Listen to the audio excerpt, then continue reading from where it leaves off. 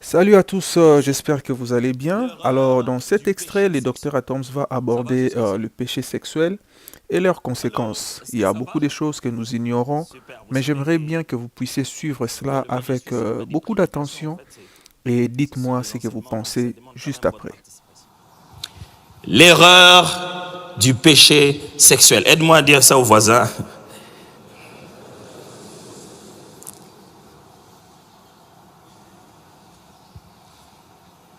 Il y a une erreur qui nous arrive dans le ministère. C'est celui de commettre un péché qui est un peu différent des autres. Je vais commencer d'abord par dire ceci. Tous les péchés ne se ressemblent pas. Avant de pouvoir faire un débat théologique, laissez-moi finir. Tous les péchés ne se ressemblent pas. Elles diffèrent souvent de leurs conséquences spirituelles, psycho-émotionnelles, éthiques, sociales et juridiques. Retenez très bien chacun de ces mots. Tous les péchés ne se ressemblent pas. Où se trouve le point des différences? La différence se trouve au niveau des conséquences. Conséquences quoi? Spirituelles ou conséquences psycho-émotionnelles ou conséquences éthiques ou conséquences sociales ou conséquences juridiques. Il y a des péchés, quand tu les as commis, tu demandes pardon à Dieu et tu continues à vivre. Il y a des péchés, quand tu les as commis, tu demandes pardon à Dieu, mais nous, on ne te pardonne pas. Il y a des péchés, quand tu les as commis, tu demandes pardon à Dieu, même nous, on te pardonne, mais l'État ne te pardonne pas. Ça s'appelle abus sur mineur, harcèlement sexuel. Il n'y en a pas que dans la Bible. Il y en a aussi dans les documents de droit. Alors, autant le péché est pardonné, autant les degrés de condamnation de ce mal ne dépassent seulement la seule volonté du Père de lumière en qui il n'y a aucun nombre de variations. Dieu a pardonné, les hommes ont pardonné, la société n'a pas oublié. Dieu a pardonné, les hommes ont pardonné, finalement, voilà, il y a de nouvelles publicités, autre chose, on a même oublié que ça s'était passé, mais ta tête, tes émotions, ta dimension psychologique te fait souffrir jusqu'aujourd'hui. Et s'il y a l'un des domaines de péché dans lesquels vous subissez un poids à la fois spirituel, à la fois psycho-émotionnel, à la fois éthique, à la fois social que juridique, c'est le péché sexuel. N'est-ce pas 1 Corinthiens chapitre 6, versets 18 à 19 qu'il est dit. Je lis toujours parole vivante. C'est pourquoi fuyez les dévergondages et les unions illicites, illégitimes. Tous les autres péchés qu'un homme peut commettre ne touchent pas directement son corps. Tandis que celui qui se livre à la débauche introduit le péché dans son propre corps. Doit-on faire vraiment un débat théologique? Tous les autres péchés qu'un homme peut commettre ne touchent pas directement à son corps. Tandis que celui qui se livre à la débauche introduit le péché dans son corps. Est-ce qu'on a affaire au même type de péché? Dieu le pardonne-t-il? Absolument. Dieu restaure-t-il? Absolument. Mais le processus de la restauration de Dieu et le processus de la restauration des hommes, de la restauration de l'État, de la restauration de sa propre tête et de tes propres émotions et de tes propres souvenirs sont deux processus différents. Le Seigneur t'aura pardonné, pas parce que tu auras pleuré, parce que tu auras demandé pardon. Mais l'autre personne,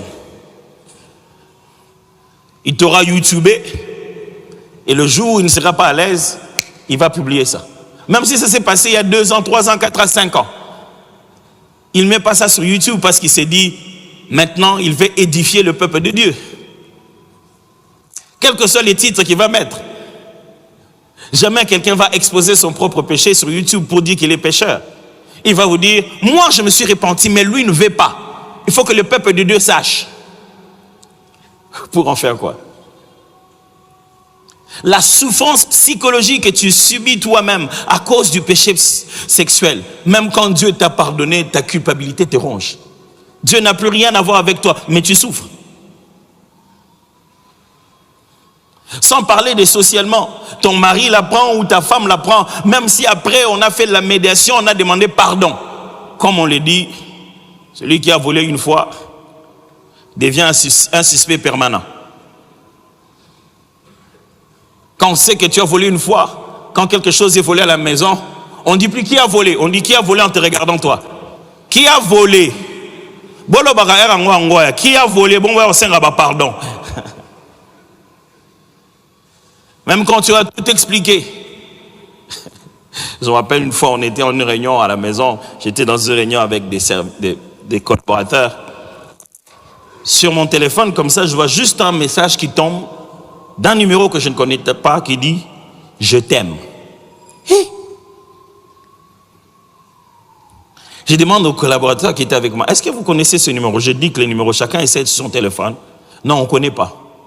Bon, j'ai laissé. J'ai oublié.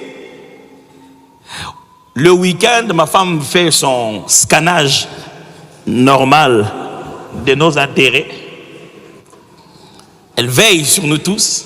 Elle tombe sur mon téléphone en passant et puis me pose la fameuse question. Nani? Le numéro est inconnu. Mais il a écrit, j'ai dit, chérie, moi je ne sais pas celui qui décide de m'écrire, si lui il est qui. Lui il a décidé de m'écrire à moi. Où est ma faute? J'ai fait quoi? Je ne le connais même pas. Je dis, mais pourquoi? Depuis quand? Depuis le moment où il a décidé lui-même.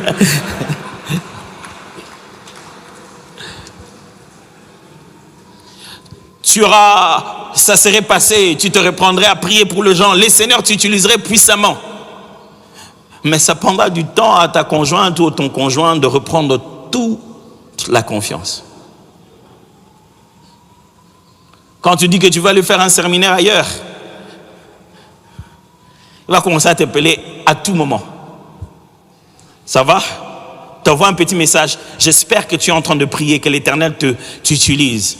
Qu'il te garde dans sa présence, loin de toute attaque de l'ennemi. Tu sais que c'est ce que ça signifie.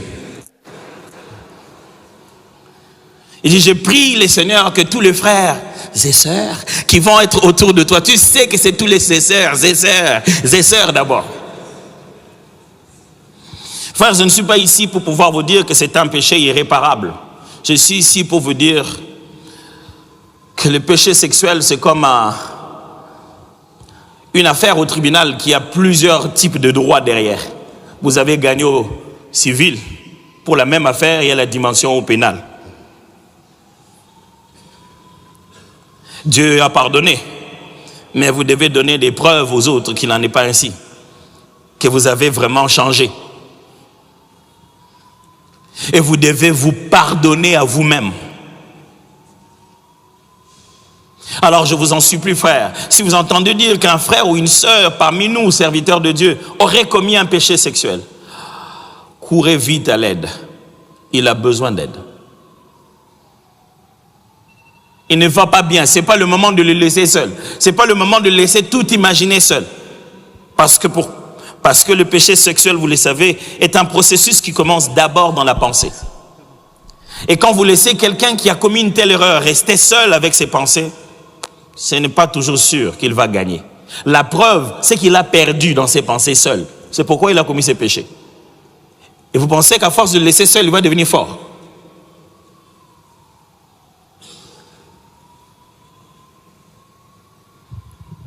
Le problème qu'il y a aujourd'hui dans le milieu des serviteurs de Dieu, je ne peux que parler de l'Afrique et de notre pays, c'est que nos relations sont devenues si professionnelles, je vais presque dire commerciales et compétitives, que celui qui a la mauvaise information de l'un se réjouit de l'avoir. On ne sait plus chez qui aller se fier. On ne sait plus chez qui aller se fier.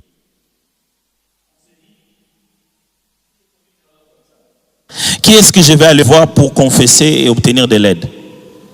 Tu sais que c'est lui chez qui tu vas comme ça, tu viens de lui donner des cartouches. Les serviteurs de Dieu se font du chantage. Ça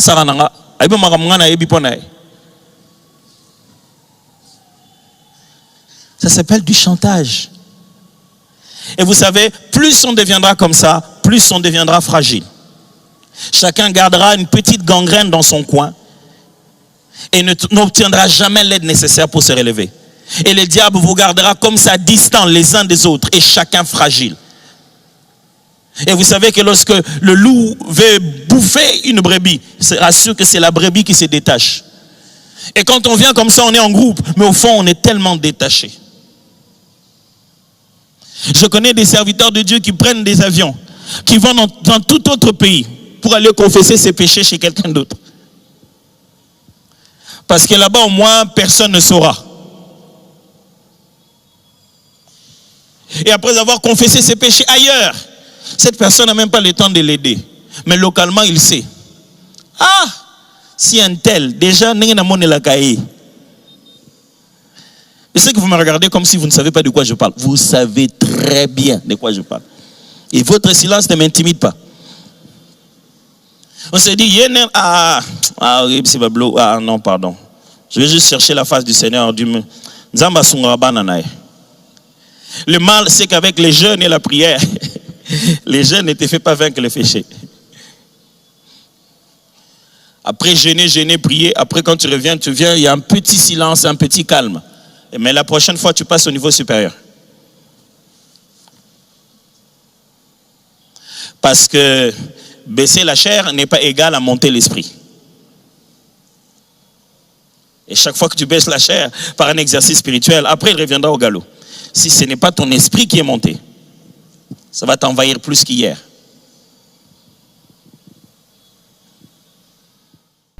Juste wow. Alors, dites-moi ce que vous pensez de cet élément, car il y a beaucoup de choses que nous ignorons dans la vie, nous chrétiens et même serviteurs de Dieu. Et il est très important de se rappeler de ces choses-là. Merci, si vous avez aimé la vidéo, n'oubliez pas de partager, de j'aimer et puis de vous abonner. À la prochaine vidéo. Merci.